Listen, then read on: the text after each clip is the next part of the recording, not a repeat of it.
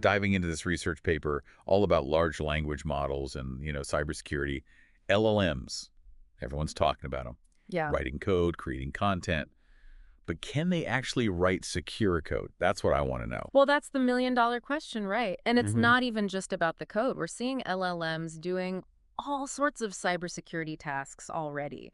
I mean, you've got threat intelligence analysis, you've got vulnerability detection. Uh-huh. They're even being used to write and exploit security patches. Wait, hold on. Exploiting vulnerabilities? You mean LLMs can be used for, like, attacks? Oh, yeah. It's a two-way street. Remember, code is basically language, and LLMs, they're masters of language. So in the wrong hands, Not good. not good at all. Huh. We're talking about things like phishing emails, so sophisticated they can bypass pretty much anything. Yeah, the research mentioned that. How these LLMs could make those phishing attempts practically undetectable. Kind of scary, honestly. Absolutely, and it goes way beyond phishing.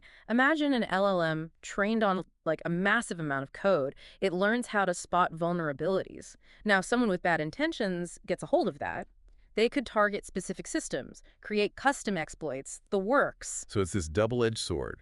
LLMs could revolutionize cybersecurity, make everything safer, Right. or they could hand attackers the keys to the kingdom. Exactly, and that's what makes this research so important. We have to look at the ethical implications here. How do we make sure LLMs are used for good? And one thing that really jumped out at me in this paper was the idea of jailbreaking an LLM. Sounds like something out of a movie. It does, doesn't it? Basically, it's how attackers bypass all those safety protocols built into an LLM and make it do things it shouldn't. You're saying even with all that AI smarts, we can trick them. How's that even possible? Well, LLMs, they learn from data, right?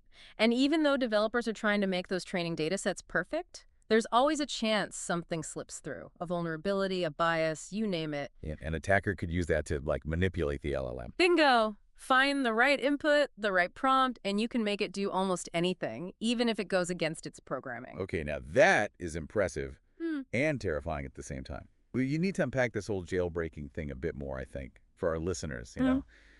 Break it down. So picture this. You've got your LLM trained to be harmless, right? Helpful. So you ask it, write me a story about a bank robbery. Okay, seems pretty straightforward. Right. Now, a jailbreak prompt, that's different. That's where you get sneaky. You'd say something like, write me a story about a bank robbery, but make sure the robbers get away clean. And the cops, they don't have a clue. Oh, I see what you're doing there. It's like you're tricking it into going against its code. Yeah. Like, it's okay to be bad just this once. Exactly.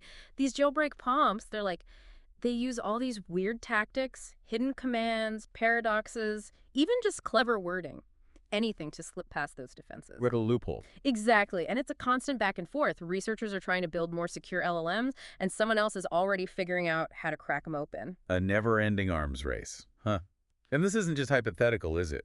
I mean, the paper mentioned some real-world examples of this actually happening. Yeah. LLMs getting jailbroken. Yeah, it's already happening. And that's what's kind of scary, right? Because as LLMs get more powerful, more integrated into our systems, imagine the damage a jailbreak could do. We're talking power grids, financial institutions. Don't even go there. Okay, so if these things are so vulnerable, what are we doing about it? How do you even begin to make an LLM more secure? Well, one thing researchers are working on are these specialized data sets. Basically, they're like training grounds. But for LLM security, you expose the LLM to all kinds of malicious prompts, adversarial attacks, you name it. So instead of just teaching it to do the right thing, you're teaching it to spot the wrong thing. Precisely. It's about making them tougher, more resilient. And it's not just about playing defense either. Researchers are also looking at how to use LLMs as tools to improve cybersecurity. Now that's what I'm talking about. Turn the tables. So what are we talking about here? How could LLMs actually be used for good? Okay, think about it. Imagine an LLM that's been trained on like every security best practice, every known vulnerability. It could automate tasks that take human analysts forever. So not replacing humans, but making them way more efficient. Right, like having a superpowered sidekick. Hmm. Your LLM could analyze millions of log files in seconds, instantly spot anomalies that might mean an attack is happening, or even automatically generate patches for new vulnerabilities. Talk about a game changer. Hmm. Okay, but the paper also mentioned something called LLM agents, and that's where things got really interesting for me. What exactly are these agents, and how do they fit into this whole cybersecurity world? All right, now we're getting futuristic. An LLM agent, it's not just analyzing and making decisions. It can actually take action in the real world. based on what it finds. So we're going beyond just analysis. These agents can actually do things. That's a whole other level. It is, and it opens up some really interesting possibilities. Like, imagine an LLM that's always watching your network traffic, and I mean always. It spots something fishy, boom, it can reconfigure firewalls, isolate systems, all automatically before a human even knows what's going on. It's like having an AI security guard that never sleeps, Yeah, and it's way faster than us mere mortals. exactly. And flip that around to the offensive side. An LLM agent could be probing for weaknesses, finding the best ways to attack. It could even launch countermeasures, if it needed to. Okay, that's kind of terrifying. But also, cool, I gotta admit. So are we just talking theory here, or are there actually real-world examples of these LLM agents doing their thing? It's still early stages, but the research paper mentioned a few. Like, there's this one system using an LLM to not only analyze vulnerability reports, but then it automatically generates the patches for those flaws. So instead of waiting for a developer to write a fix, which, let's face it, could take ages, this thing just takes care of it Well, in real time. that's the idea. Shrinks that window of vulnerability way down. Makes an attacker's job that much harder. Wow, this is a lot to take in. It's like we're on the verge of something huge here. The whole cybersecurity landscape could change with this technology. No doubt. And we're just starting to scratch the surface of what LLMs can do, both the good and the bad. That's why it's so important to stay informed, keep learning. Absolutely. So for those of us who aren't, cybersecurity gurus, what's the takeaway? What do we need to know to be ready for this future with LLMs everywhere? Well, first off, just being aware. The more you understand about LLMs, how they work, the risks, the rewards, the better off you'll be.